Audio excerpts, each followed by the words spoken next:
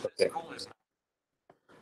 Baik, sekarang kita akan bahas terkait dengan kinematika ya. Tapi untuk yang fluida ya. Sebelumnya kalian sudah belajar kinematika mungkin di mekanika atau di fisika dasar ya. Fisika dasar 1 biasanya. Kita topik hari ini tentang kinematika. Untuk fluida.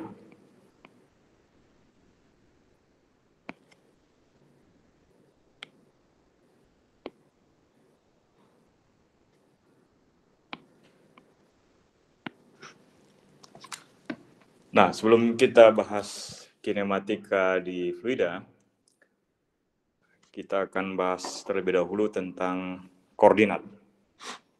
Ya, koordinat ini sekedar review saja. Jadi dalam sistem koordinat kita kenal yang terlebih dahulu biasanya kita besaran ya, besaran fisika. Kita ketahui besaran fisika. Nah, jadi dalam besaran fisika itu ada yang kita kenal sebagai pertama itu skalar, kemudian kita kenal juga istilah yang lain vektor, dan yang lebih umum kita kenal dengan tensor. Nah, jadi tensor ini skalar juga dan vektor itu termasuk bagian dari tensor ya, untuk yang lebih umum. Nah, ini untuk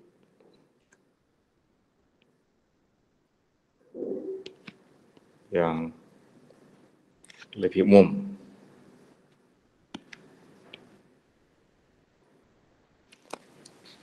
Nah, kemudian besaran seperti skalar itu berarti kalau di skalar kita ingat itu kita tidak perlu memperhatikan arah ya. Skalar berarti di sini hanya besarnya saja. Nah, contohnya ya. Contohnya itu adalah temperatur. Ini contohnya.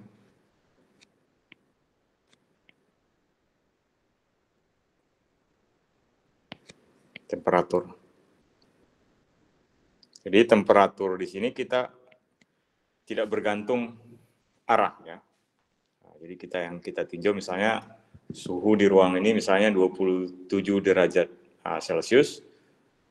Berarti yang kita tinjau di sini adalah besarnya saja, tidak bergantung arahnya, mau dia arah misalnya di pensil saya ini dia misalkan mau arah X, arah Y atau arah Z, dia tetap suhunya misalnya 27 derajat Celcius.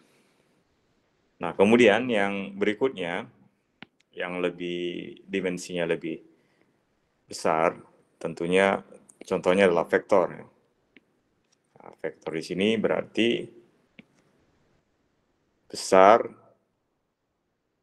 dan arah. Ya, contoh yang paling sederhana adalah kecepatan ya. Kecepatan biasanya kita simbolkan sebagai V. V di sini dalam koordinat kartesian itu berarti 3 dimensi ya. Ya, misalkan V seperti ini, koordinat kartesian.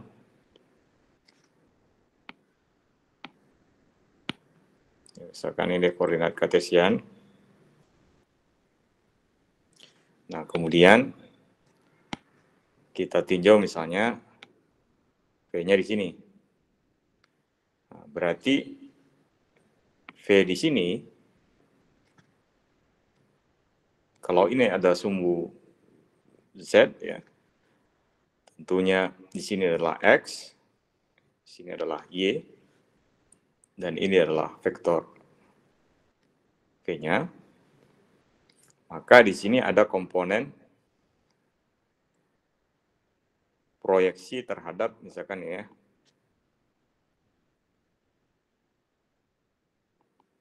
di sini ada komponen VZ, kemudian di sini ada komponen Vx, kemudian di sini ada komponen Vy. Nah, masing-masing sumbu ini kita wakili dengan vektor satuan. Ya, biasanya kita tuliskan yang lazim adalah ya X biasanya adalah I yang biasa ya, arah I topi, kemudian ini kita buat arah J topi, dan ini adalah K topi. Sembarang sebenarnya. Ada biasa yang menuliskan X topi, Y topi, Z topi, atau ada juga yang menuliskan EX, EY, dan EZ topi. Atau yang lebih umum, karena X, Y, dan Z, jadi kita bisa tuliskan X, Y, dan Z ini boleh kita tuliskan sebagai X1, X2, dan X3. Nah, bisa kita lazim kita gunakan di mekanika. Sehingga vektor satuan ini kita bisa tuliskan E1, E2, kemudian E3. Sehingga V di sini ini, vektor kecepatan di sini, kita bisa tuliskan V di sini adalah Vx atau V1 ya. V1 arah E1 topi, V2 arah E2 topi, tambah V3 arah E3 topi. Nah, jadi seperti itu.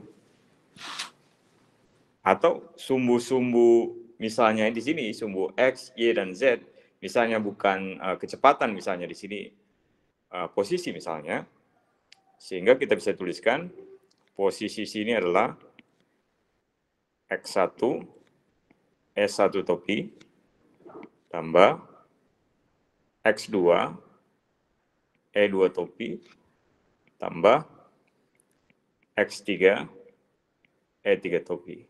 Atau yang lazim yang kita bisa tuliskan, biasanya seperti ini, X, atau biasanya R, kalian masih ingat ya, XI plus YJ plus ZK. Nah, ini bisa deskripsi ini seperti ini, atau R sama dengan XX. Nah, ini biasanya di buku listrik magnet biasanya seperti ini, ada beberapa. Boleh saja Y topi, Z topi, atau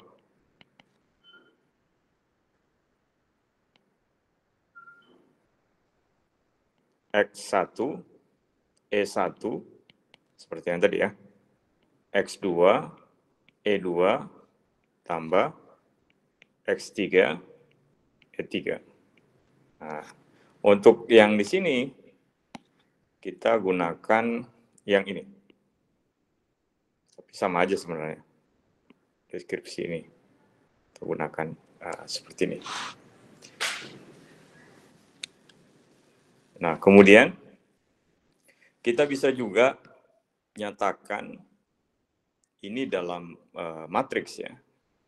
Jadi dalam matriks kita bisa tuliskan X vektor di sini itu sebagai X1, X2, dan X3.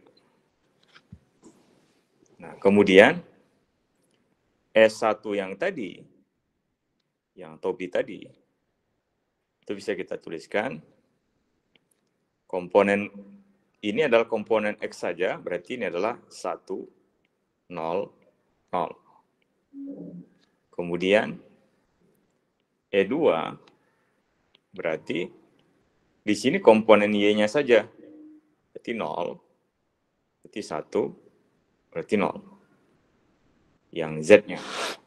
Kemudian E3 komponennya di sini berarti 0, 0, dan 1. Nah, itu kita bisa tuliskan seperti itu.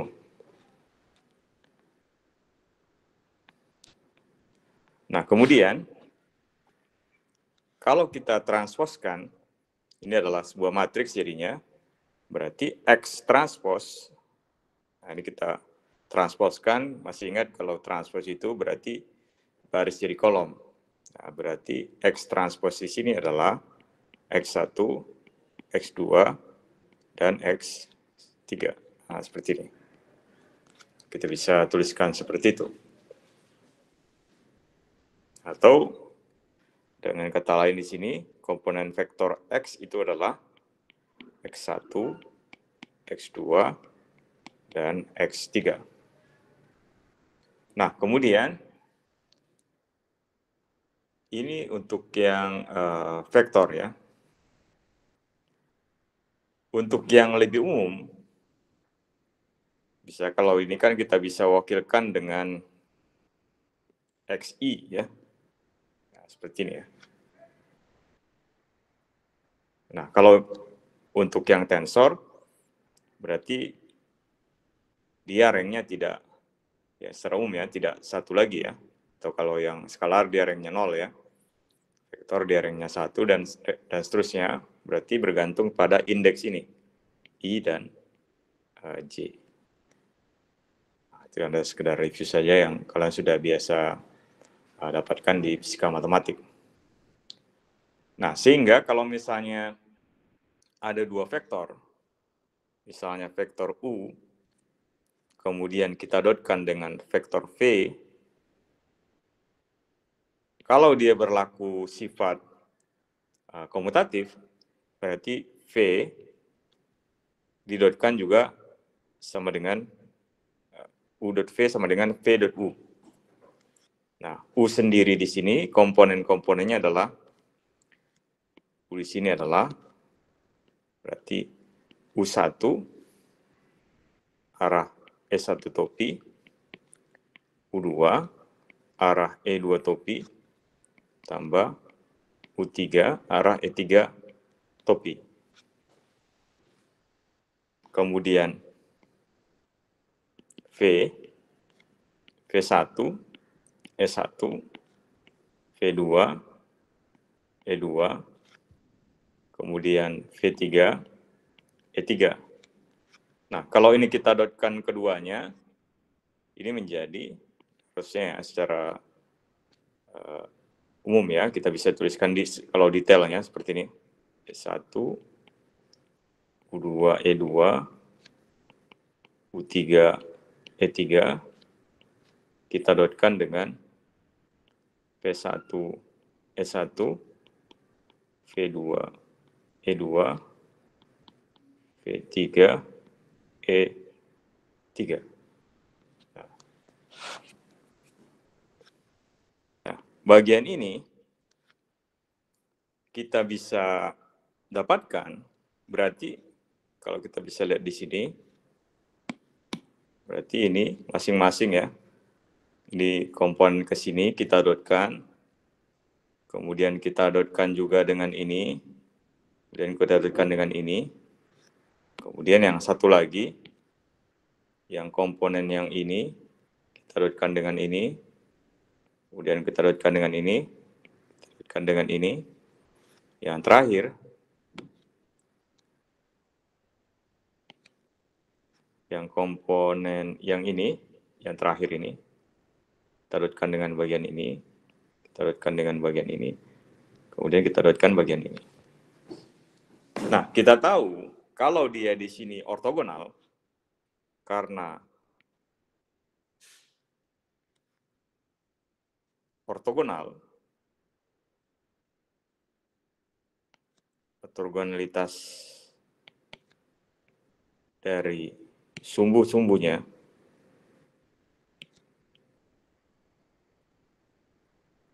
ya, kita lihat ya, sumbu-sumbunya itu adalah, kita bisa lihat ya, sini adalah Z, X, kemudian Y. Nah, kita bisa lihat di sini, ini komponen arah E3 topi, ini arah komponen E2 topi, ini komponen S1 topi, ini adalah tegak lurus, ini adalah tegak lurus juga. Sehingga ketika dia tegak lurus, maka perkalian dotnya, misalkan ya, S1 dot E2 yang berlainan. Karena kita bisa lihat ya, S1 dot E2 berarti kan maksudnya adalah besarnya S1, besarnya E2, kemudian cos sudut S1 E2. Sehingga ini berarti besarnya S1 itu karena vektor satuan, besarnya S1, kemudian besarnya E2, besarnya E3, dan nilainya adalah 1. Sehingga ini 1 kali 1 cos. Nah, sudut antara kedua ini adalah 90. Berarti cos 90 dia 0. Berarti nilainya adalah 0. Berarti kalau indeksnya di sini berlainan, karena dia ortogonal, maka dia akan 0. Sehingga kita bisa tuliskan di sini EI dot EJ sama dengan 0 jika I tidak sama dengan J. Atau, oh ya itu secara umum ya. Itu bisa tuliskan secara umum seperti itu. Nah kemudian kita bisa tuliskan juga bahwa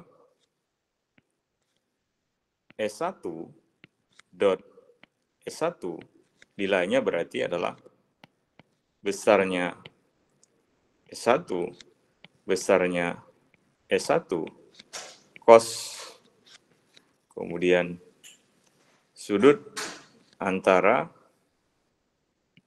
S1 dan E2.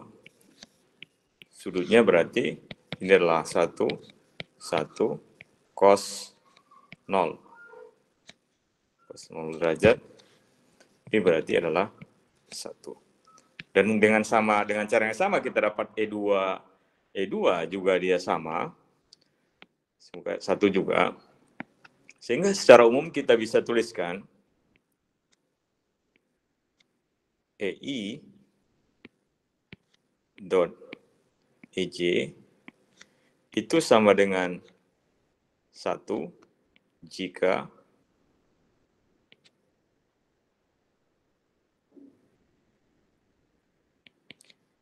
I sama dengan J.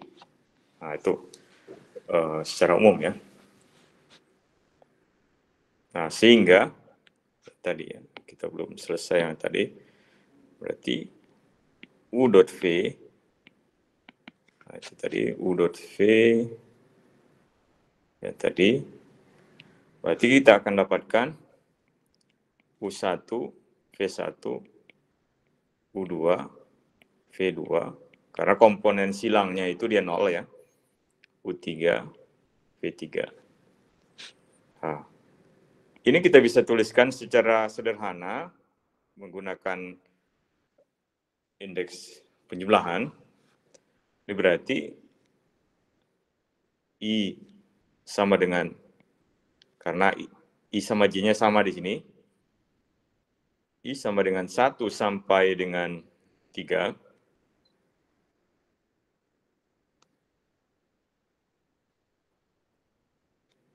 sama dengan 1 sampai dengan 3,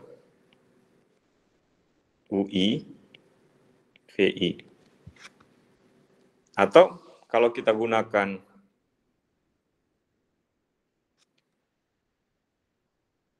penjumlahan, istilahnya adalah penjumlahan Einstein, maka ini menjadi UI, VI. Jadi kalau di penjumlahan Einstein, tanda sigmanya di sini kita hilangkan ya, untuk menyederhanakan. Jadi definisikan seperti ini, yang bagian ini.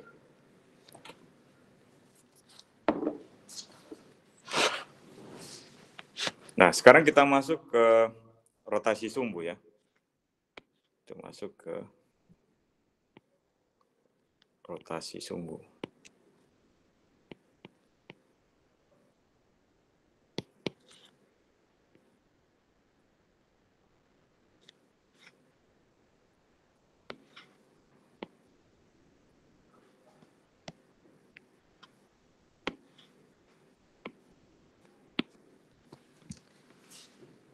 Nah, sekarang kalau biasanya rotasi, jadi misalnya ada vektor ya, dia memiliki komponen seperti tadi di sumbu asalnya adalah, misalnya dia adalah, sumbu asalnya adalah koordinat awal ya, 1, 2, 3 sumbunya, dan kemudian berotasi ke sumbu O, 1 aksen, 2 aksen, dan 3 aksen.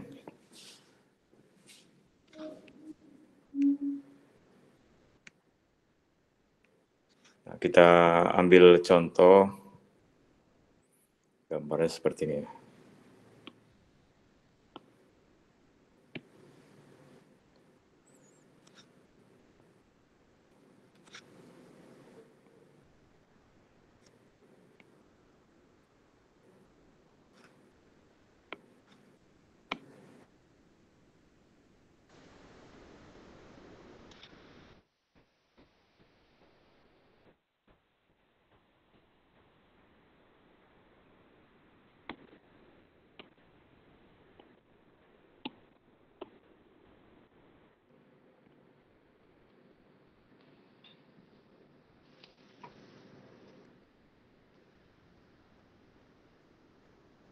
Jadi misalnya ini adalah yang satu,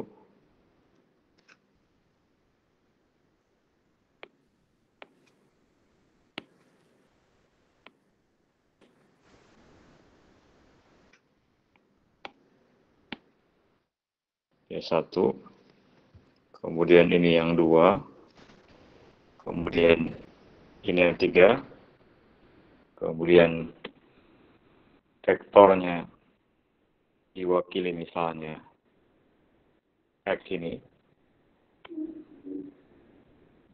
misalnya adalah vektor X-nya. Nah, kemudian sekarang koordinatnya kita rotasikan. Kita rotasikan koordinatnya, kita kasih warna yang lain. Misalkan seperti ini. Ini sumbu koordinat yang lain.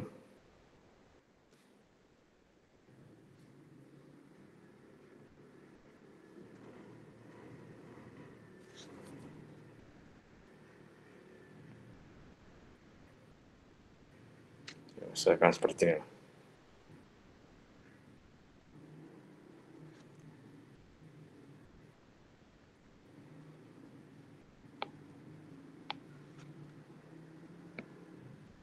Nah, dan ini adalah satu lagi sebenarnya, lupa. Yang bagian Z-nya. Bagian X-nya.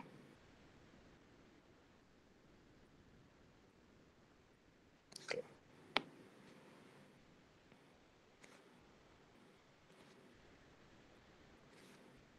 Di bagian dua aksennya. Ini bagian satu aksennya. Ini bagian 3 aksennya. Nah, di sini itu titik asalnya di sini adalah titik O.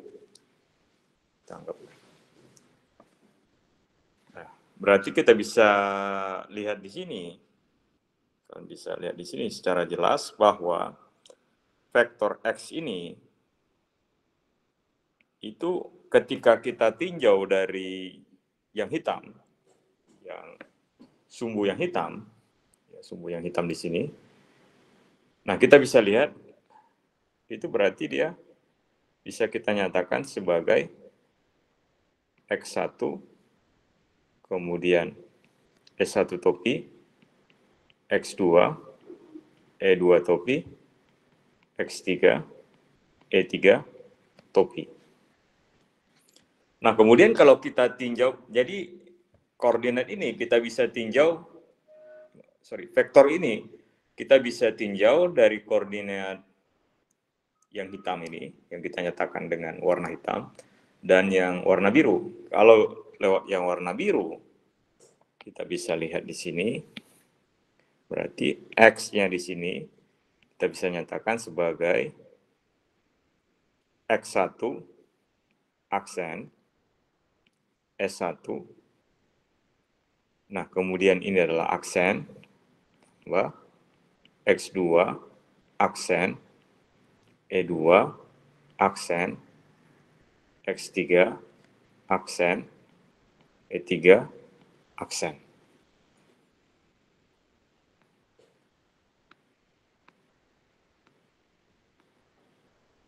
Nah, kemudian kita bisa cek di sini vektor X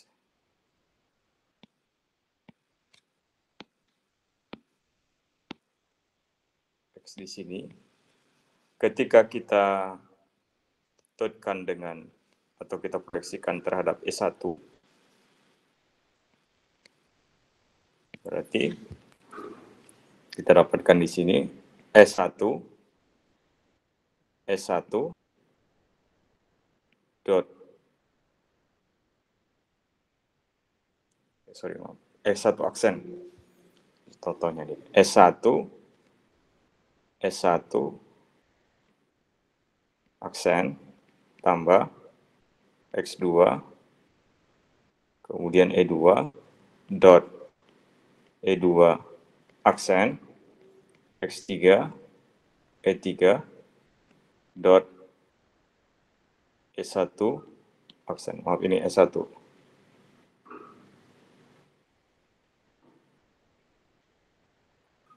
S1 aksen.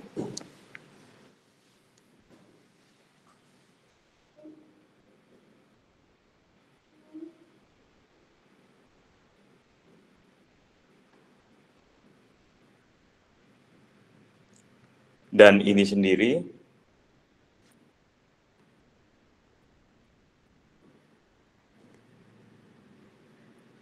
berarti ini adalah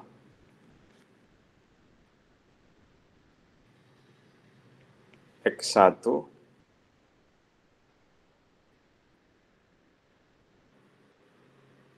aksen.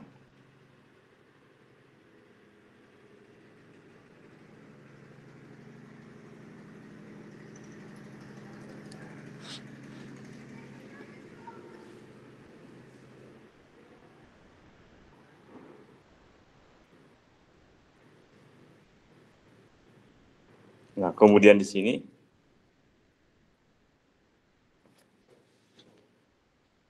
S1 dot S1 aksen itu berarti kan nilainya adalah kosinus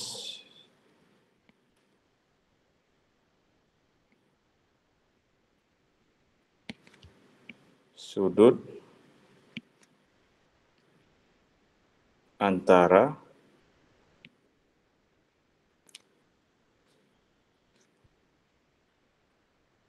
satu dan satu aksen.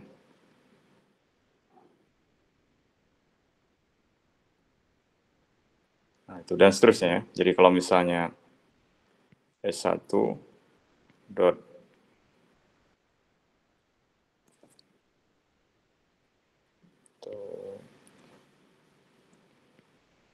E2 ya. E2 dot S1 aksen sama juga adalah kosinus sudut antara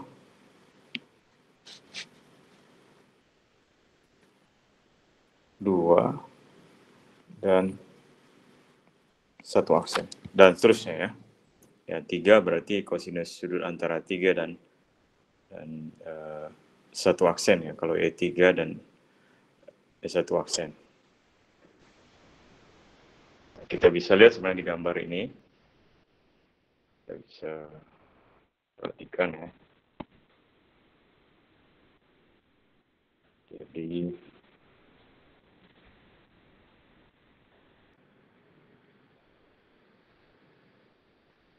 sudut ini ya.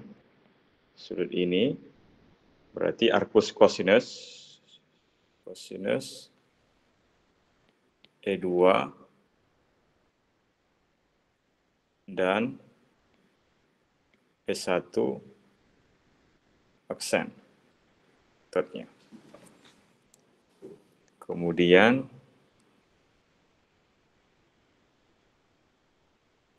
yang ini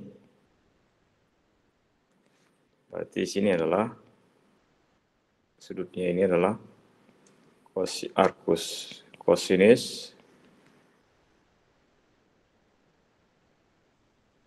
E3 dan E1 aksen. Dan satu lagi kosinus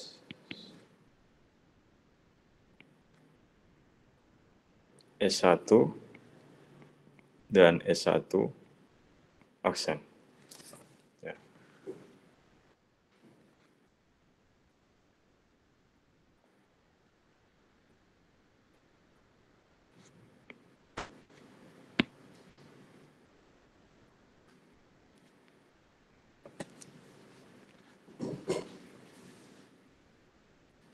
Nah, kemudian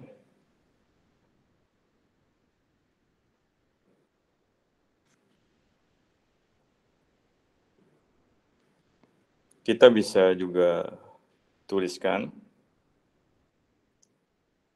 bahwa komponen X didotkan dengan E2 aksen itu merupakan X2 aksen dan X didotkan dengan E3 aksen itu X3 aksen, sehingga transformasi koordinatnya XJ aksen keseluruhan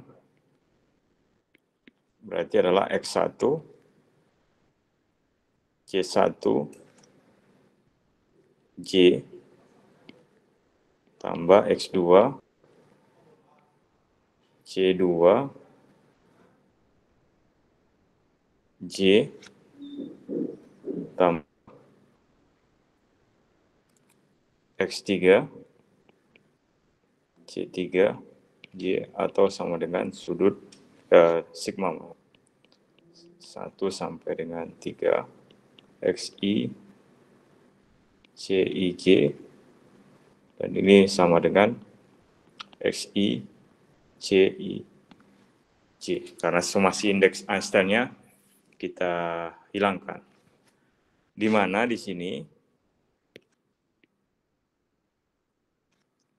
CIJ itu berarti adalah EI dot EJ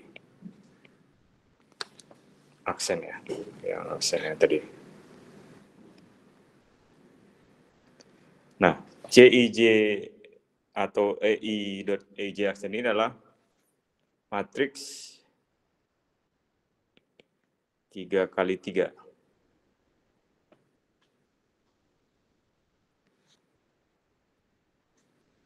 Sehingga secara umum kita bisa tuliskan kalau sebuah matriks berarti X I aksen XK C K K I. Ya, seperti itu kita bisa tuliskan.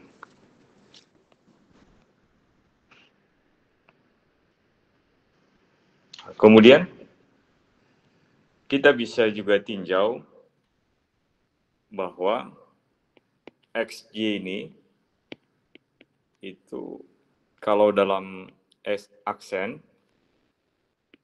sebaliknya I1 sampai dengan 3 XI aksen CJI sama dengan XI aksen CJI.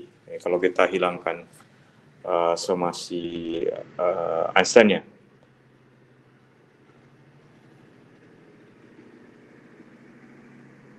Itu yang pertama ya. Kita bahas terkait dengan transformasi ya. Ya, contohnya sebenarnya yang paling lazim ya, kita transformasikan,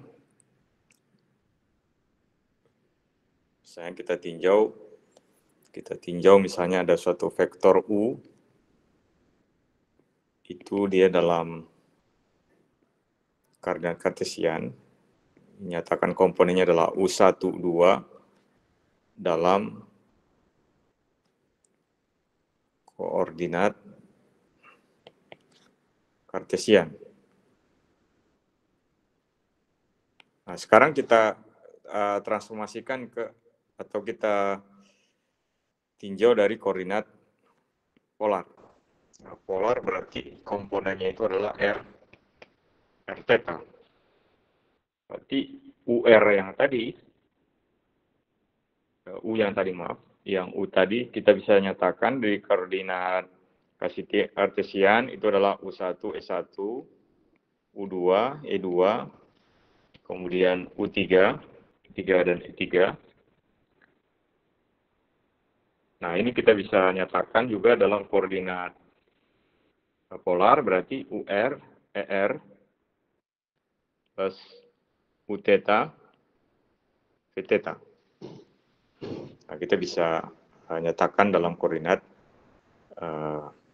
polar ya. Berarti di sini UR di sini komponennya. UR itu adalah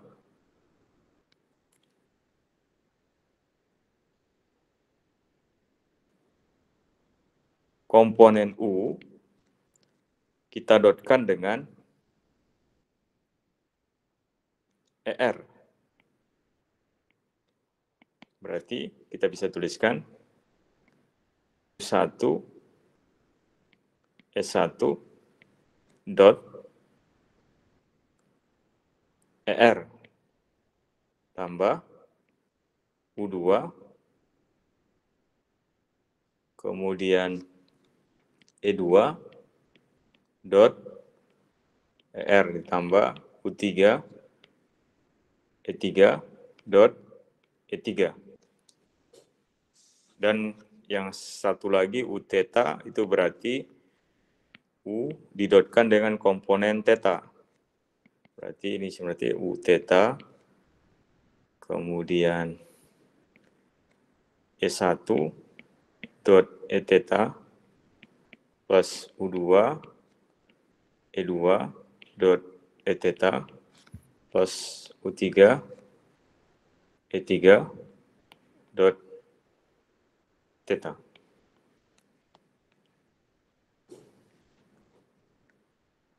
Nah, kita bisa tinjau kembali dalam koordinat polar seperti ini ya kira-kira. Misalkan, atau 2 dimensi aja, 2 dimensi.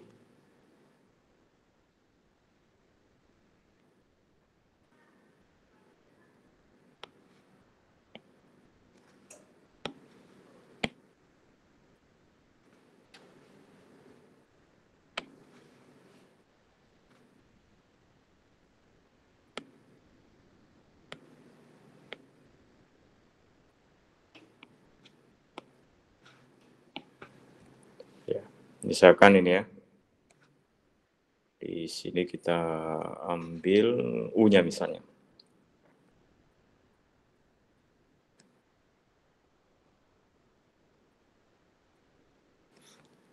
Nah, ini berarti kita bisa lihat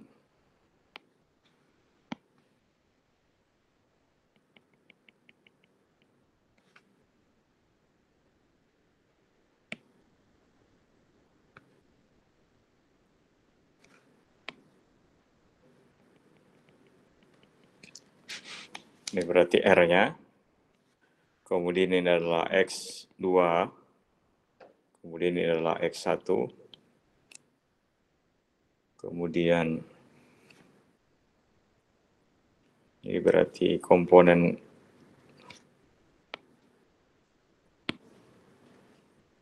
arah S1 topi. Kemudian ini arah ke sini tentunya adalah arah ER topi. Kemudian ini arah ini adalah theta. Berarti yang bagian ini tegak lurus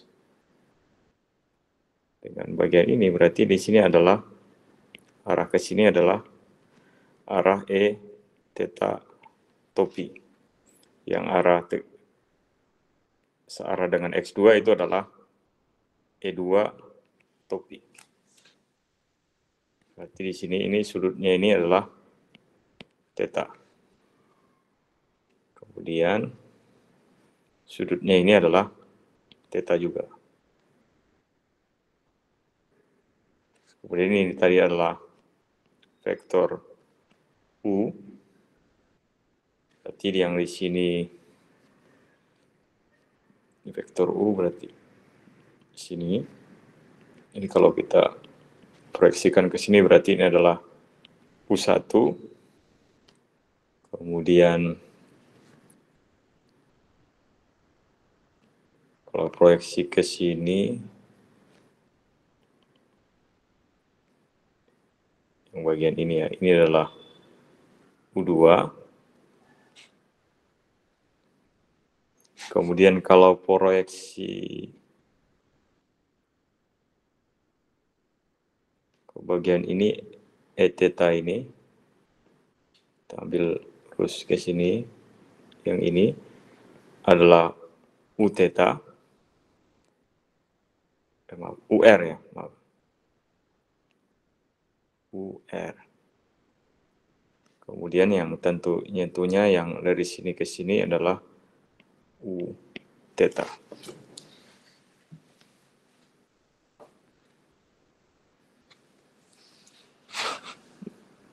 Nah, sehingga kita bisa tuliskan di sini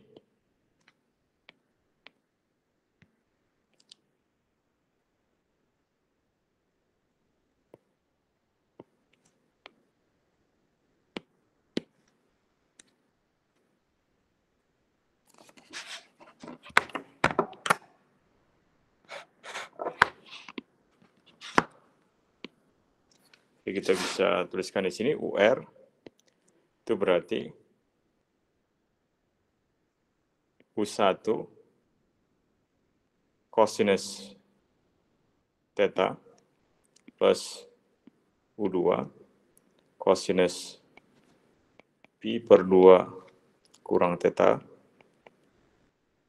itu sama dengan U1 cos theta plus U2 sin theta. Kemudian U theta di sini adalah minus U1 sin theta plus U2 cos theta. Ini sebenarnya hanya review saja. Kalian sudah dapatkan ini sebelumnya. Nah, sehingga saya bisa dapatkan CIJ-nya di sini adalah S1.ER, kemudian di sini S1.Eθ, kemudian di sini adalah E2.ER, kemudian di sini adalah E2.Eθ. Jadi kita bisa tuliskan di sini adalah cos theta, kemudian di sini adalah sin theta, kemudian ini min sin theta, kemudian ini cos theta. Nah, itu kalau kita transformasikan secara umum. Selebihnya sebenarnya terkait dengan tensor ya, contohnya misalkan tensor, misalkan ini ya, tidak tensor.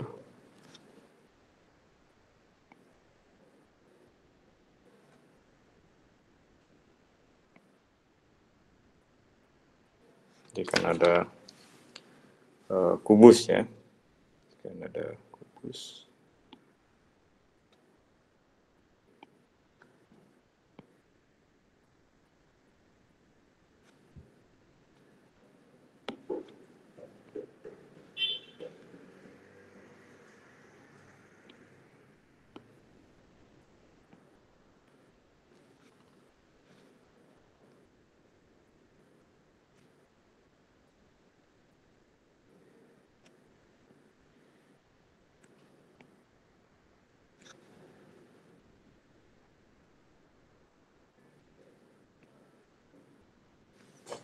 Ya, misalkan seperti ini kira-kira. Nah, dari sini kita bisa gambarkan ya. Kalau di sini adalah X3, kemudian di sini adalah komponen arah X1, kemudian di sini adalah komponen arah X2, berarti kita bisa lihat di sini tensornya. Misalkan komponen ini berarti komponen 1, 2, dan 3. Jadi masing-masing berarti arah di sini adalah T22. Arah T22 ya. Jadi arah yang menembus sumbu arah normal. Jadi arah normal yang di sini arah normal sumbu 2 itu adalah T22. Kemudian di sini arah normal di sini ini adalah berarti arah 3 T33. Nah, kemudian arah normal ke sini berarti ini adalah T11 di arah normal. Jadi T11 ini juga ada arah yang belakang ini ya, arah menembus normal T11 ini. T11, kemudian ada juga arah di sini. Ini adalah T22 normalnya. Kemudian di sini juga ada arah T3. Nah, komponen ini sebenarnya banyak ya. Jadi kalau misalnya di sini komponennya di sini berarti ini berarti arah T3. Arah T3. Tapi kita bisa lihat di sini. Ya, di sini ada T2-nya. Ya. Berarti ini adalah T2. Kemudian di sini berarti di arah T1 tapi ada komponen 2-nya. T21. Dan seterusnya. Kalau di sini berarti arah T2 tapi ada komponen 3-nya. Dan seterusnya di sini. Yang di sini adalah arah 1 tapi ada komponen 3-nya. Dan seterusnya. Ya, kalian bisa cek sendiri. Nah, kita bisa lihat di sini. Kita bisa tuliskan biasanya yang T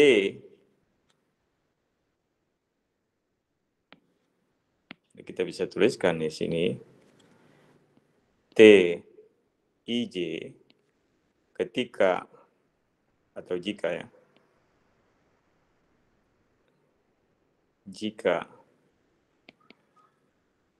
I sama dengan J atau TII, jadi komponen I sama I-nya sama dengan J, dengan catatan di sini I sama dengan 1 untuk 3 dimensi ya, 2, 3. Nah, itu adalah komponen normal, kita biasanya sebutkan dengan normal stress.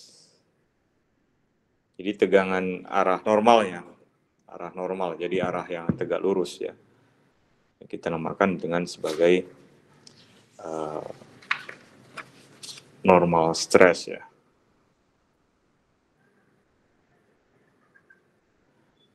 Atau kita bisa juga disebutkan sebagai gaya per luas areanya, luas area permukaannya. Biasanya kita sebutkan di situ di fluida. Jadi normal stress, kemudian komponen lainnya TIJ, jika ini maaf sorry, ini I sama dengan J tadi sorry. Ini I sama dengan J. Jika I tidak sama dengan J, ini kita sebutkan sebagai dengan shear stress. Jadi arah, kalau bisa stress itu berarti arah regangannya bergeser, arah gesernya. Jadi kita bisa cek di sini, kalau misalnya kita lihat di sini bagiannya tegak lurus di gambar ini, kita bisa cek di sini yang ini kan, ini berarti arah gaya per unit area. Ini. Kemudian ini arah gesernya. Yang ini. Yang komponen-komponen silangnya. Misalkan 1, 2, 3, 1, jadi itu arah gesernya misalnya. Saya kan dalam kasus fluida misalnya, kita mau lihat gaya per unit areanya atau arah pergeseran misalnya fluidanya seperti apa misalnya. Misalkan ada gempa atau apa di arah tegak lurusnya atau arah silangnya ya, bisa banyak ya, bisa X dengan Y, Y dengan Z, bisa arah silang gitu. Itu kita namakan dengan shear stress namanya. Nah, secara umum di sini kita bisa nyatakan secara umum komponen-komponen dari tensor ini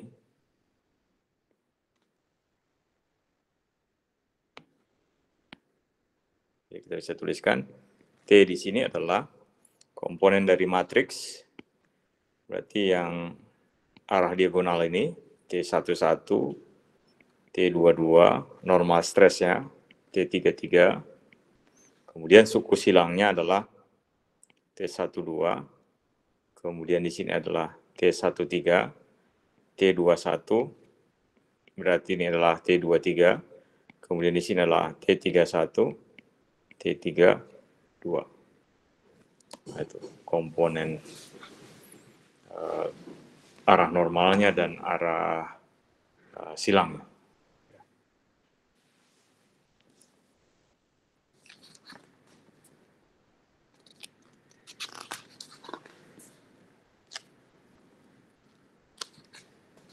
Nah, itu secara umum di sini kita masuk ke bagian kinematikanya supaya tidak terlalu panjang ya.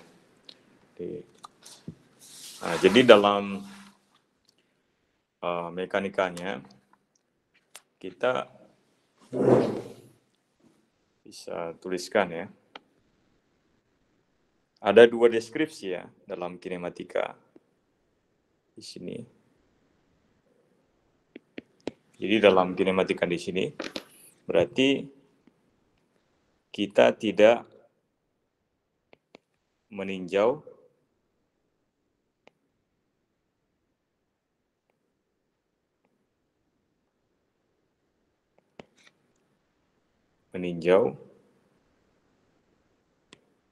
penyebab geraknya. Kalau dinamika kita tinjau penyebab pergerakannya ya, seperti ada gaya itu kan yang menyebabkan dia fluidanya bergerak ya. Nah, tapi kalau di sini kita tidak fokus di sana, kita lebih fokus kepada perubahan misalnya posisi. Dari perubahan posisi itu, kalau dia terhadap waktu, kita dapatkan kecepatan dan seterusnya. Kita dapatkan hal-hal seperti itu ya. Kita tidak menjawab penyebab kenapa dia bergerak ya, fluidanya itu secara konsep, secara umum ya. Misalnya kita fokus di kinematika ini, kita nyatakan misalnya geraknya dalam 2 atau 3 dimensi, kemudian kita tinjau lintasan dari misalnya kita fokus partikelnya, seperti itu ya yang kita bahas ya. Nah, kemudian ada 2 deskripsi yang lazim ya di kinematika untuk fluida ini. Ada deskripsi Lagrangian ya. Kemudian ada deskripsi Eulerian. Ada 2 deskripsi untuk meninjau sebuah fluida ya. Kita ada 2 deskripsi itu.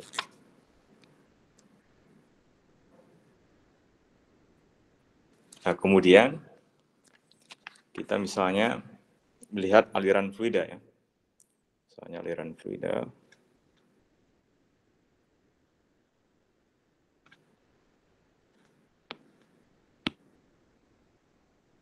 Saya aliran fluida seperti ini, misalkan ada fluida yang melewati sebuah penampang. Kemudian di sini arah Z ya, fluidanya bergerak seperti ini misalnya.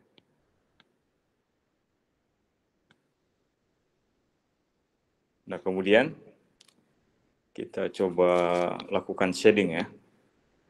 Shading. Misalkan seperti ini ya. Jadi ada shadingnya di sini. Kemudian di sini bagian ini misalnya. Di sini misalnya.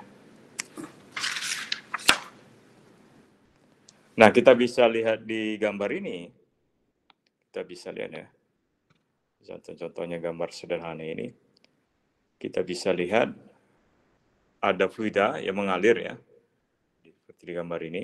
Pada arah sumbu Z. Yang warna yang gelap ini, lebih gelap nih, saya nyatakan sebagai biru muda ini, yang lebih gelap ini. Itu menunjukkan densitasnya ya. Alur densitasnya di situ, dia gradiennya, densitasnya itu dia lebih tinggi ya, di bagian yang di shading ya, yang lebih berwarna di situ ya. Jadi densitasnya lebih tinggi.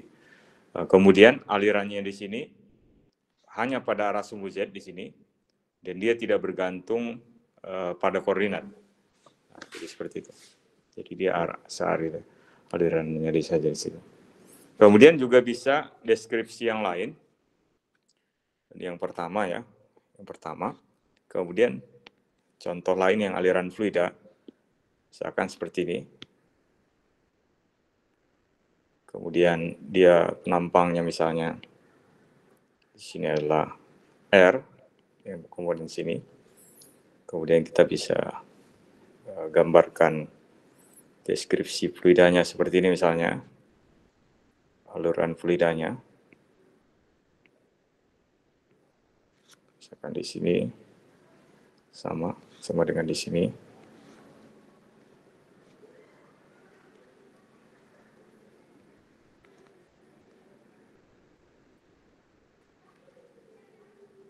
Ya, misalnya dia sama seperti di sini. Kita bisa lihat di bagian gambar ini. Nah, kalau di sini kita bisa lihat dia secara radial di sini, dia tetap di sini terhadap sumbu tengahnya di sini, senternya di sini. Tapi kita bisa lihat aliran fluidanya itu berbeda ya. Jadi aliran fluidanya berbeda di sini. Ya. Bergantung ada di sini ada yang ke tanda panah lebih kecil berarti alirannya lebih rendah ya. Kemudian yang tanda panah yang lebih panjang dia alirannya dia lebih tinggi ya di sini. Jadi dia bergantung juga di sini posisi. Kalau yang tadi dia stabil ya. Kalau yang tadi dinyatakan dengan garis-garis ini dia stabil. Yang bagian ini. Ini. Kalau yang di sini dia bergantung dia di sini kita bisa lihat di sini. Jadi aliran penampangnya di situ dia tidak sama ya. Pada di bagian pusat dan di bagian ada jarak dari pusatnya di sini. Dia berbeda. Nah, contohnya seperti itu. Aliran dari suatu fluida ya. Suatu fluida. Balik lagi kita ke deskripsi atau gambaran Lagrangian ya. Jadi kalau yang Lagrangian berarti kita di sini kita mengikuti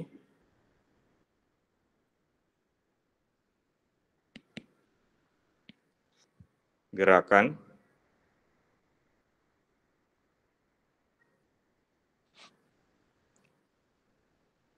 medan fluidanya. Jadi partikel misalkan ada suatu partikel bergerak, kita ikuti gerakannya melalui fluida, medan fluidanya.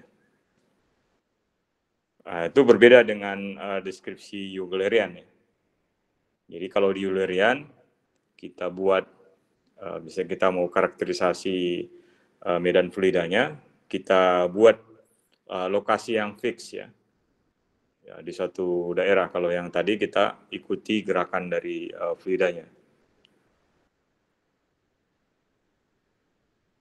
Nah, untuk yang pertama, kita mengaplikasikan hukum Newton yang kedua ya. Yang pertama ya, yang bagian Lagrangian ya. Yang kedua itu biasanya kita gunakan dalam simulasi fluida ya.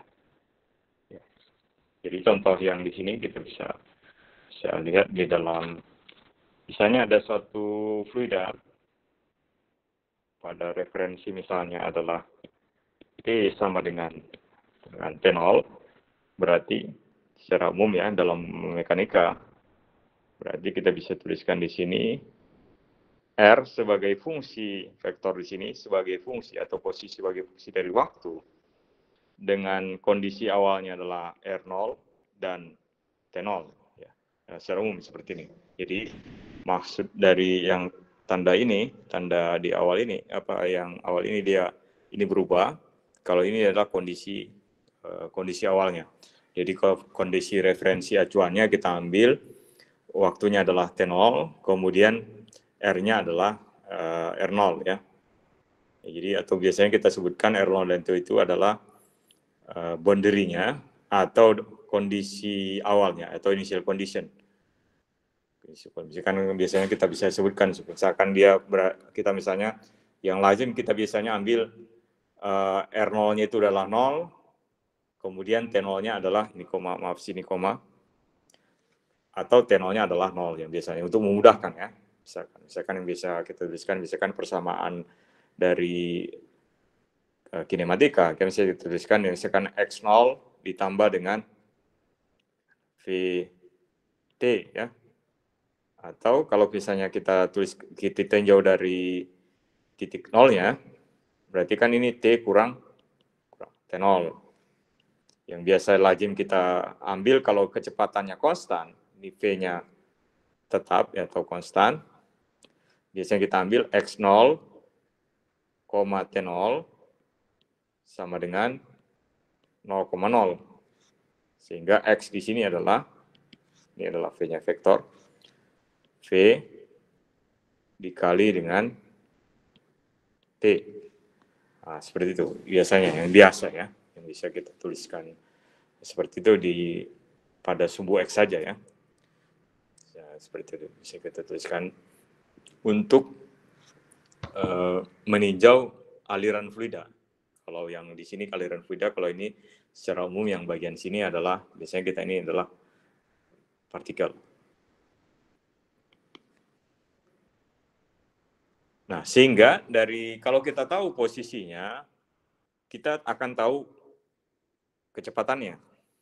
Nah, kecepatannya tentunya kita bisa tuliskan dr ya, turunan pertama dari R, berarti deskripsinya adalah T, variabelnya yang berubahnya, kemudian inisial kondisinya, R0-nya tadi, ini maaf ini R0, kemudian T0. Nah, dari sini kita bisa turunkan percepatan, berarti turunan keduanya dari posisi, ini juga sama pada waktu sembarang, kemudian ini adalah R0, kemudian ini adalah dan T0.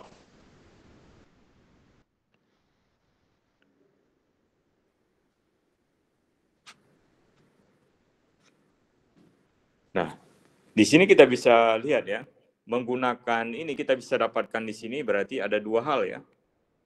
Kita bisa dapatkan di sini, maaf ini.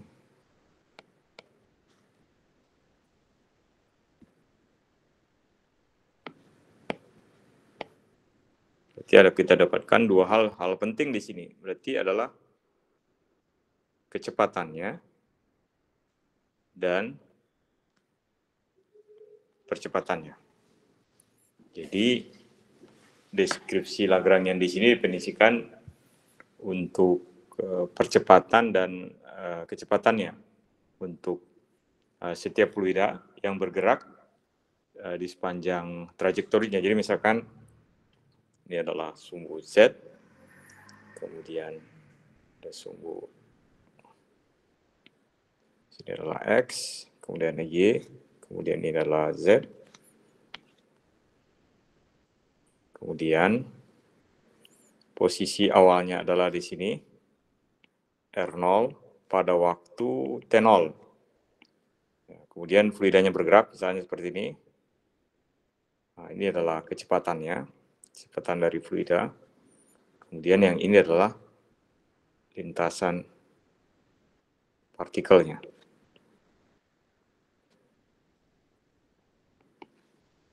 Nah, kemudian dia berubah tentunya posisinya, misalnya posisi sembarang di sini, ini menjadi R sebagai fungsi dari T dengan kondisi awalnya adalah R0, yang ini yang tadi ini R0 ini, kemudian T0. Nah, itu kita bisa tuliskan sebagai deskripsi dari Lagrangian ya. Yang kita tuju di sini adalah gerak partikel fluida ya, dengan lokasi awalnya itu adalah R0 pada waktu T0. Kemudian trajektorinya di sini adalah, di situ adalah R sebagai fungsi T dengan kondisi awalnya adalah R0 dan T0 ya. Jadi ini gerakan dari partikel ini, kita tinjau gerakan partikel ini sebagai fungsi dari waktu. Kemudian deskripsi Eulerian itu berarti kita fokus pada kinematika fluida pada lokasi tertentu ya. Kalau ini kan kita tinjau nih lintasan partikel ini, kita bisa lihat di sini ya. Di sini lintasannya. Itu kalau yang fluida, untuk yang Eulerian kita fokus pada misalnya pada region tertentu, kemudian kita buat lokasinya fix ya pada region tertentu. Sehingga kalau dalam Eulerian ya, deskripsi Eulerian, kita bisa tuliskan misalnya ada field, saluran fluida, Berarti di sini bergantung pada posisi dan waktu. Jadi posisi individu partikel di sini kita tidak perhatikan. Yang di sini ya, untuk deskripsi Eulerian. Jadi individual dari partikelnya kita tidak tinjau secara khusus ya. Nah, sekarang kita balik lagi ke deskripsi Lagrangian tadi. Berarti secara umum kita bisa tuliskan, misalkan kalau tadi kan kita fokus pada apa tadi? Posisi ya. Secara umum dari medan fluida, aliran dari medan fluida, kita bisa tuliskan berarti sebagai fungsi dari R. Ini kita buat kurung siku karena dia sebagai fungsi dari posisinya. Posisi ini sendiri, ini bergantung pada waktu T, kemudian syarat awalnya adalah R0 dan T0, kemudian ini bergantung posisi secara umum ya, dan waktu. Atau kita bisa tuliskan ini adalah secara umum adalah sama dengan Fx T ketika X-nya sama dengan R, kemudian T, waktu awalnya, posisi awal dulu, posisi awalnya R0, kemudian waktu awalnya adalah T0. Sehingga kita bisa tuliskan turunan totalnya, GDT, dari F, kemudian fungsi R, T, R0, T0. Itu berarti, kalau masih ingat turunan total, berarti kan ini fungsinya, ini kan bergantung terhadap R di sini itu kan ada 3 komponen ya. R di sini kan 3 komponen. Ini adalah R1, R2, dan R3.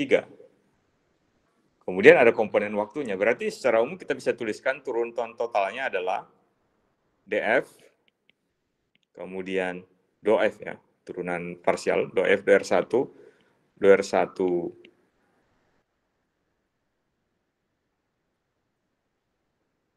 DR1, maaf ini bukan di bawah,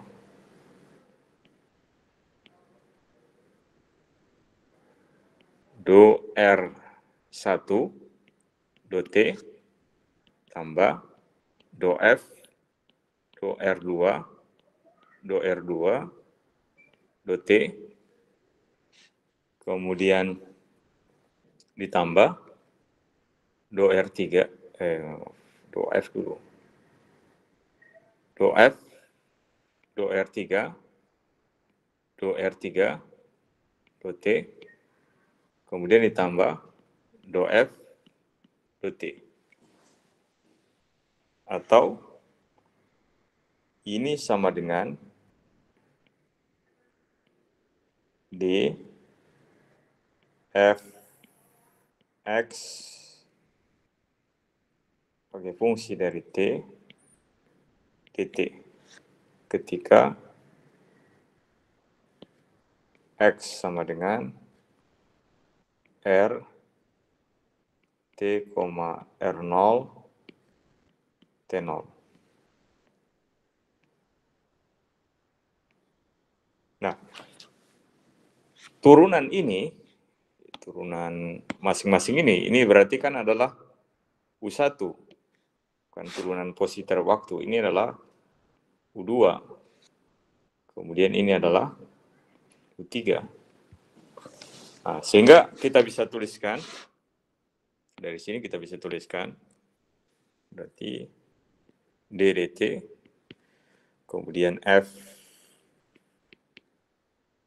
kita copy aja,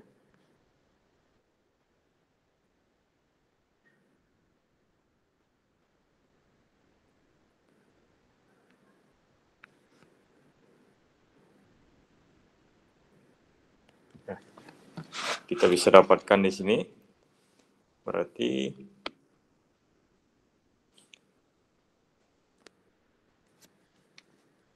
kemudian kita bisa tuliskan bahwa X di sini adalah R. Kita bisa tuliskan misalnya X adalah R. Kemudian dengan begitu berarti do F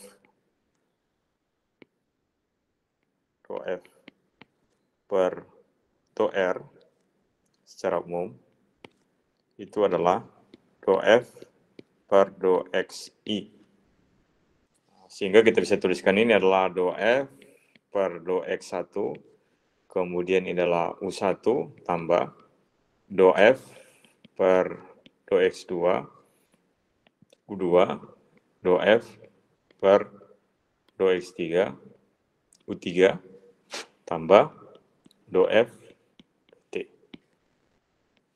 Nah, kalian masih ingat ya, bahwa gradien, kita biasanya nyatakan gradien, itu berarti kan adalah do X tambah do Y tambah do Z. Nah, kalian ingat ini di sebelumnya, di bagian lain, misalnya di FISPAT misalnya. Sehingga persamaan ini kita bisa sederhanakan menjadi sama dengan ya, kita bisa tuliskan, berarti kan gradien F, gradien F, seperti ini ya, gradien F. Nah, gradien sendiri kan ini berarti kan ada arah X topi biasanya. Nah, di sini adalah arah, ada orang tuliskan, kita tuliskan seperti ini ya, tambah Y, kemudian tambah Z. Ada orang juga tuliskan seperti ini ya. Ada vektornya boleh juga seperti ini, biar menyatakan dia vektor. Kemudian kita dotkan dengan komponen U. Nah, seperti ini. Nah, sama aja. Contohnya ya. Contoh, misalkan ini ya. Berarti komponen X-nya sini X do X. Berarti kita dotkan dengan UX. UX di sini kan berarti vektornya adalah UX didotkan dengan X topi. Ya, arah X topi maksudnya. Atau ini kan sama saja dengan X tadi itu adalah EX topi. Atau E1 sama aja. Nah, sehingga didotkan ini didapatkan adalah D, DY, do Y, bukan X, X, do X, berarti ini adalah do X, UX, X dot X. Nah, X dot X ini adalah 1, sehingga ini adalah do X, UX. Nah, itu kita bisa tuliskan. Berarti kalau gradien F ini berarti gradien ganti V. Maaf. Di V di sini. Do X V.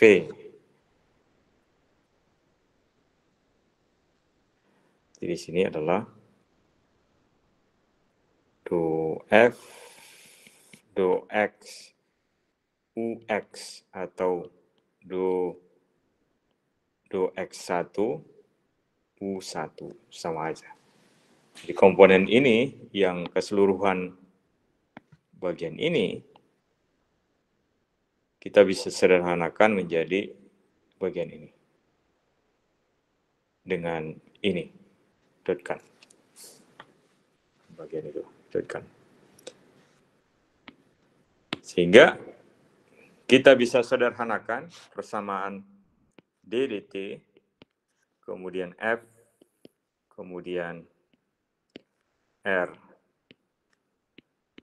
T, kondisi awal R0, kemudian T0, kemudian waktunya adalah T, itu menjadi gradien F, kemudian didotkan dengan U tambah do F do T. Atau kita bisa juga tuliskan ini sebagai D dt turunan keseluruhannya sebagai turunan terhadap X, T. Nah, seperti itu.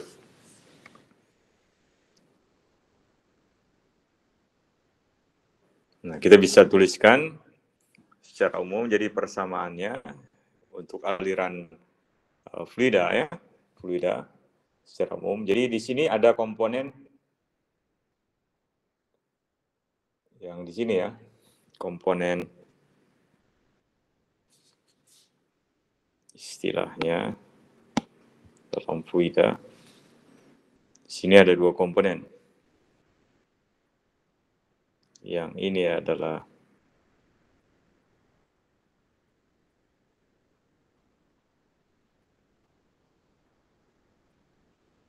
yang ini unsteady namanya. Kemudian komponen ini adalah advektifnya.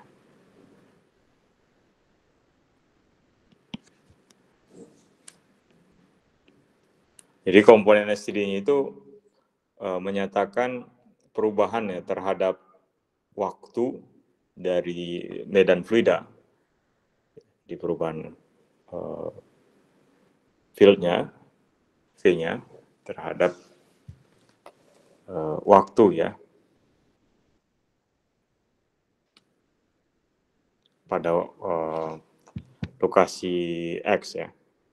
Kemudian advektif ini atau konvektif, bagian konvektif ini berarti menyatakan perubahan F-nya, perubahan dari medan fluidanya dari suatu partikel terhadap suatu lokasi ya.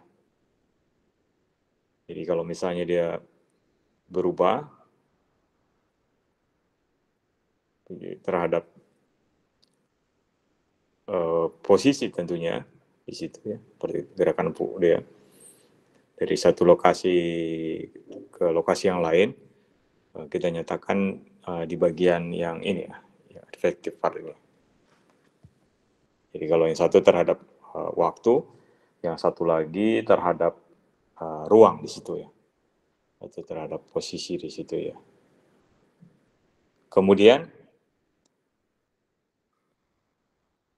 komponen yang pertama itu kalau misalnya fluidanya dia uniform ya atau homogen atau fluidanya itu tidak bergerak atau yang steady ya. Nah, komponennya itu berarti kita bisa lihat dia komponen yang pertama, komponen waktu itu dia tidak sama dengan ya dia sama dengan 0.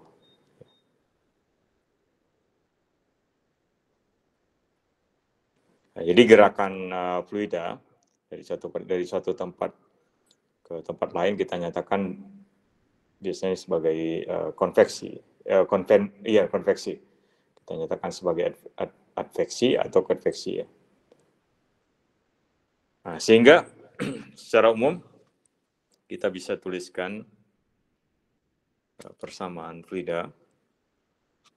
Kita bisa tuliskan df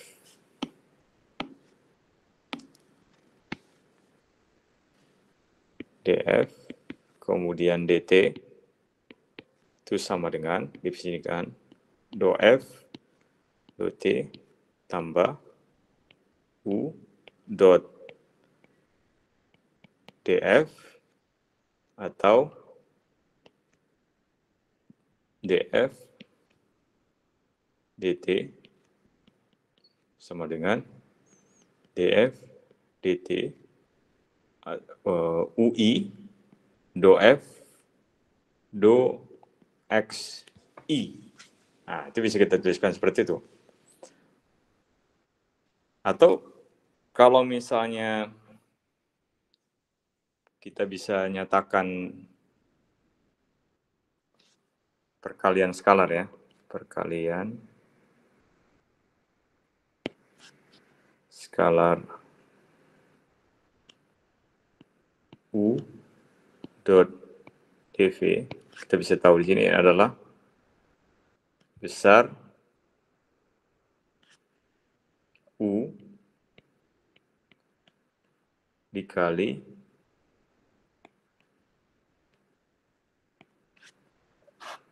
komponen gradien F arah U. Karena kan hasilnya itu adalah skalar ya. Hasilnya adalah skalar. Sehingga kita bisa tuliskan persamaan ini menjadi df dt, kemudian dou-f dou-t, berarti ditambah besarnya U, kemudian dou-f dou-s. Ya, secara umum ya. Jadi S ini adalah panjang lintasan dari koordinat ya, di sepanjang trajektorinya.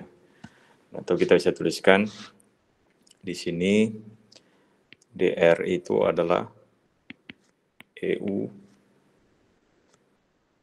ds dengan EU sama dengan berarti U, vektor U dibagi dengan besarnya U. Ya, ada yang present, ada yang mau ditanyakan? Mau nanya Pak, itu Iya. do T atau D besar T Pak? Yang mana? D. Oh iya, maaf ya. Ini salah nih. Ya, makasih. Ini D. Ya, D. Ya. Nah, jadi persamaannya itu secara umum kita bisa tuliskan seperti ini. Nah, jadi ini komponen yang berubah terhadap waktunya. Kalau ini komponen gradiennya, perubahan terhadap posisi atau lintasannya ruang. Jadi secara umum kita bisa tuliskan fluida seperti itu, aliran dari suatu fluida. Jadi aliran fluida itu ada beragam ya. Kita bisa nyatakan misalnya kecepatan ada streamline ya, misalnya aliran fluida misalkan aliran fluida ya. Streamline. Ya. Aliran arus fluida, streamline. Itu biasanya kita misalkan ada sumbu ya. Misalkan seperti ini. Ini adalah X, kemudian ini adalah Y, kemudian ini adalah Z. Kemudian di sini kecepatannya. Jadi yang streamline ini tangensial terhadap kecepatan ini. Nah, ini adalah disebutkan streamline. Ini adalah kecepatannya, arah kecepatan. Jadi dia tangensial ya, sesaat ya, terhadap kecepatan dari fluida. Jadi streamline ini adalah tangensial sesaat terhadap kecepatan fluida. Itu dinamakan dengan streamline. Jadi ada kecepatan dari satu fluida, kemudian dia tangensialnya terhadap fluida itu atau terhadap medan alirnya, itu dinamakan dengan streamline. Kalau misalnya dia arusnya tidak steady atau dia berubah terhadap waktu, jadi kita bisa lihat pola streamline-nya juga dia berubah terhadap waktu. Tidak seperti ini ya, dia berubah juga terhadap waktu. Ya, karena kan dia tangensialnya juga kan pastinya akan berubah tentunya. Streamline-nya tangensialnya berubah karena dia arusnya itu dia tidak steady, tidak konstan, dia berubah terhadap waktu. Kemudian ada juga istilahnya path line. Kalau path line kan berarti berkaitan dengan lintasannya. Ada istilahnya path line. Atau ini kan lintasan. Jadi lintasan dari atau trajektori dari medan partikel ya. Jadi bisa kita definisikan misalkan seperti yang tadi kan X itu berarti sebagai fungsi atau R ya, fungsi T, kemudian R0, kemudian T0. Jadi persamaan kecepatannya kita bisa tuliskan ini berarti U kemudian X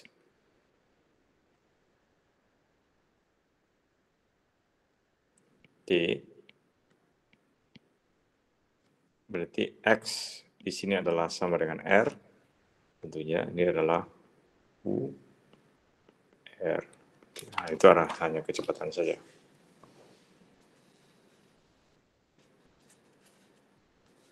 Ya, jadi misalkan ada suatu penampang misalnya, jadi misalnya, kemudian misalkan seperti dia.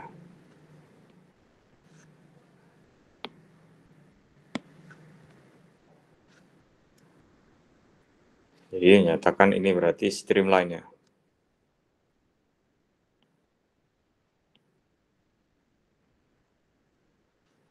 Kita nyatakan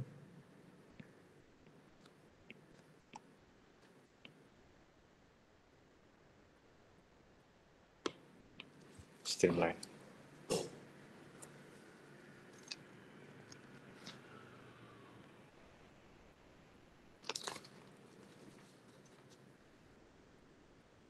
Nah, kemudian kalau kita meninjau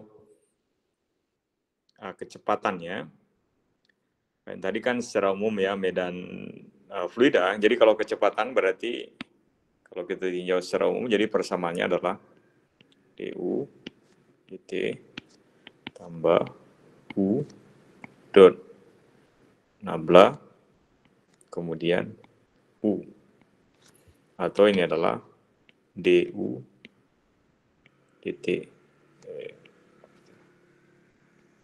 dt ya pada titik pusat ini x y z. Atau kalau kita tinjau dari sumbu lain, berarti adalah du aksen dt, du aksen dt pada o aksen, x aksen, y aksen, z aksen. Dan ini kalau di aksennya sama dengan di u aksen, dot t aksen plus u aksen dot nabla aksen u aksen.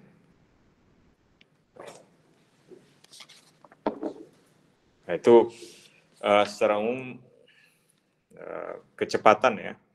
Kecepatan misalnya kita meninjau sedikit lagi kita akhiri. Kita meninjau ada dua koordinat misalnya. Ada misalnya koordinat atau sumbu ya. Dua sumbu. Dua sumbu misalkan di sumbu adalah kerangka ya. OX, Y, Z di sini. Kemudian dia mengalami transformasi atau misalkan kita tinjau dari kerangka yang lain, di sini dia Sini adalah berarti kerangka yang lain adalah relatif terhadap O ini. Berarti O aksen di sini, berarti ini adalah X aksen, berarti Y aksen. Kemudian dia tentunya kan dia bergerak relatif terhadap O, sehingga UT di sini, U besar, UT di sini, kemudian terhadap kerangka 0 di situ, berarti di sini adalah, ini kan adalah posisi ya, posisi U kali T ditambah X0 aksen. Nah ini, posisi ke sini tambah X0 aksen. Kemudian, ya kecepatannya, 3 dimensi. Ya, pada bagian ini, kita tinjau dari sini ya. Nah, ini adalah X ya. Sini X aksen, di sini X. Kemudian kecepatannya misalnya yang arah sini, berarti U kecil di sini, maaf ini U besar,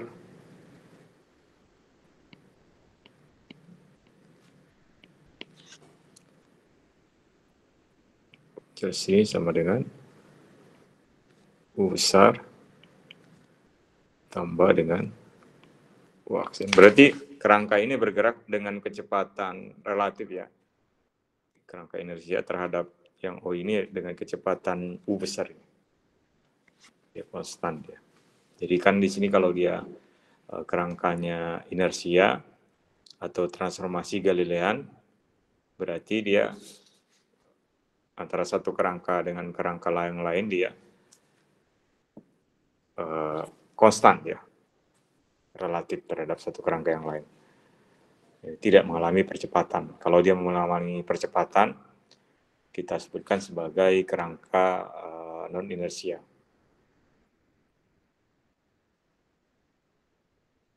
Jadi dia di sini, ketika kita tinjau di satu kerangka dengan kerangka yang lain, dia harusnya tidak berbeda. Karena dia inersia. Nah, seperti halnya sama di hukum-hukum fisika itu berlaku sama pada kerangka inersia.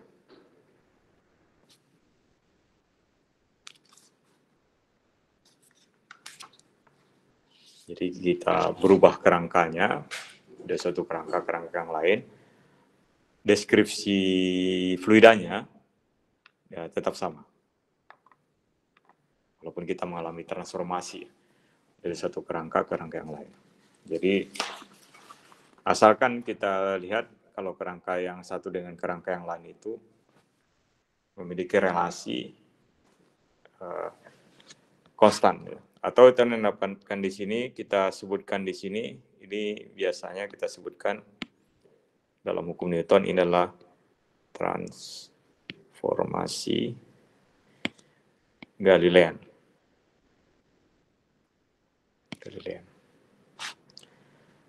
Berarti kita bisa tuliskan di sini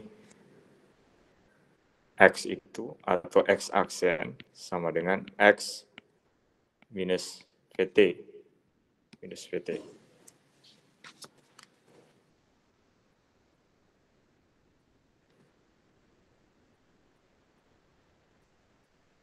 Berarti kalau kita bisa lihat di sini berarti DX aksen atau U besar sih, maaf. U T.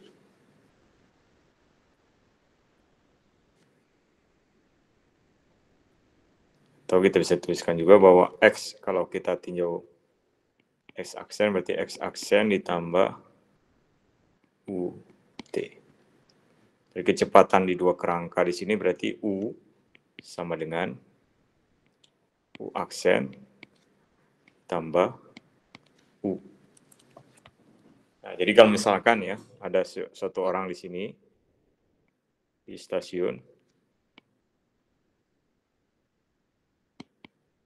kemudian ada yang paling lazim ya, ada orang di sini di kereta. Nah, ini ada kereta. Ini keretanya bergerak dengan kecepatan U tadi. Ya. Misalkan keretanya bergerak, misalnya misalnya bus ya, misalnya 300 km per jam. Ya. Itu 300 km per jam lah. Berarti kalau ada orang bergerak di sini atau 300 km per jam, berarti kita bisa anggap saja atau dalam meter per detik ya, 300.000 atau 300, kalau 360.000 meter per 3.100, berarti 100 meter per detik ya, misalnya 100 meter per detik ya, misalnya. Kemudian orang ini bergerak dengan kecepatan setengah meter per detik ya. Ya, terhadap stasiun di sini, si A misalnya di sini. Di sini adalah kereta K, ini adalah stasiun ya tadi, atau S. Nah, terhadap orang di sini kecepatannya tentunya adalah terhadap di sini, berarti kecepatannya di sini, kecepatannya adalah 100 ditambah setengah meter per detik, berarti 100,5 meter per detik. Nah, terhadap kereta, kecepatannya di sini adalah kecepatan, atau kita buat U di sini. Sini adalah setengah meter per detik.